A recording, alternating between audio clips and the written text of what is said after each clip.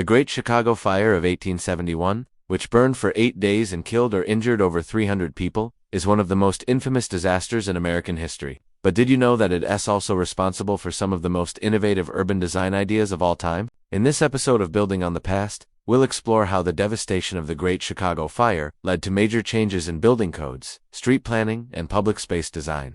So grab your popcorn and let's get started.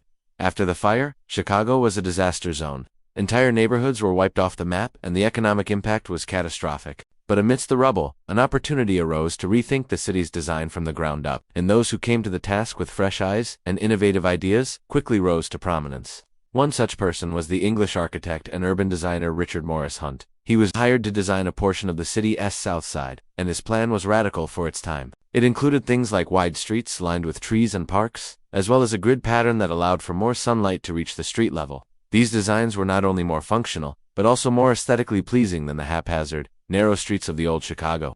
But Hunt's ideas didn't stop there. He also proposed the creation of large, open spaces within the residential areas, which was a radical idea at the time. Most cities at the time were densely packed with buildings, and the concept of a park in the middle of a neighborhood was unheard of. But Hunt believed that these green spaces would help to alleviate the heat island effect, which occurs when urban areas become significantly warmer than surrounding rural areas. This innovative approach to urban design helped to make Chicago more livable and set the stage for the city's future growth.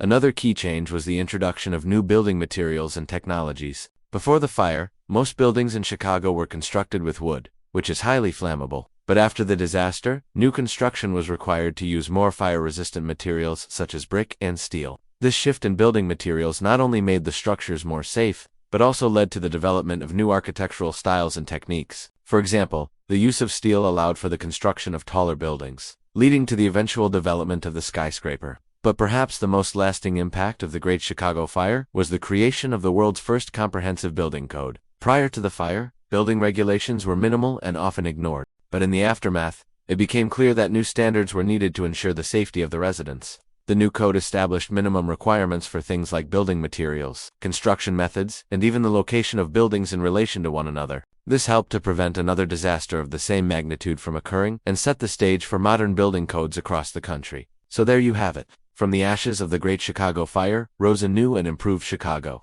complete with innovative urban design ideas that are still relevant today. The next time you watch a movie about the Great Chicago Fire, be sure to pay attention to the details. You might be surprised at what you learn.